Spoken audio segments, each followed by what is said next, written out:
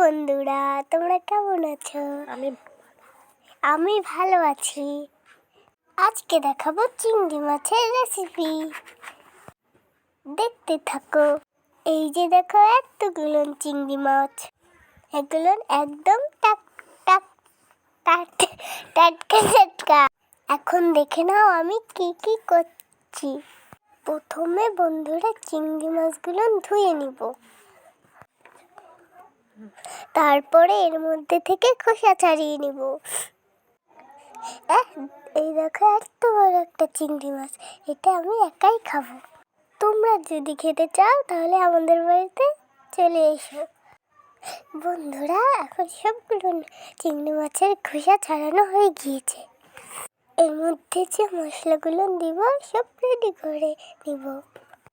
প্রথমে ধনিয়া বেটে নিচ্ছি, তারপর বাকি মশলাগুলো একে একে বেটে নিব। এখন রসুন আর আদা বাটা হচ্ছে, তারপরে হচ্ছে সরিষা বাটা, ধনিয়া, আদা রসুন বাটা, বাদাম বাটা, জিরা, দারচিনি, এলাচ বাটা, তারপরে আছে সরিষা বাটা, চিংড়ি। এভাবে কে কে চিংড়ি ভাপা খেয়েছে তাহলে কমেন্ট করে জানাও। এখন আমি একটা বাটিতে চিংড়িগুলো নিয়ে নিব। একে একে এখন সব মশলাগুলো দিয়ে নিব। ওটা এখন তোমরা ভালো মতন দেখতে থাকো। তোমরা এভাবে যদি রান্না করে খাও তাহলে ভীষণ ভালো লাগবে। একবার ট্রাই করে দেখো। এখন বাদামটা বেটে নিচ্ছি। প্রথমে বাদাম বাটা দিয়ে দিলাম, তারপর সরিষা বাটা দিয়ে দিলাম,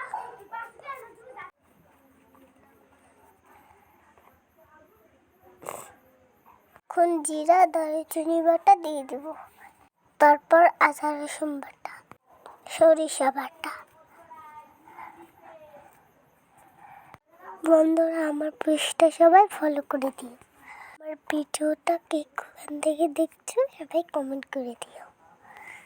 এখন এর মধ্যে হলুদের গুঁড়া, মরিচের গুঁড়ো দিয়ে দেব, তারপর পরিমাণ মতন তেল দিব। দিতে হবে বন্ধুরা, তেলটা একটু বেশি পরিমাণে দিবে বন্ধুরা। এটা খেতে কি অপূর্ব, বানিয়ে না খেলে বুঝতেই পারবে না। আমি যেভাবে বানালাম সেভাবে তুমি জানিয়ে খেয়ে নিয়ে। এই যে পরিমাণ মতন লবণ দিয়ে দিলাম। বন্ধুরা, চিংড়ি ভাপায় সরিষার তেল দিতে হবে। কি জানি, এই যে আমরা সরিষার তেল দিয়ে মাখিয়ে নিলাম। দেখো কত সুন্দর লাগছে।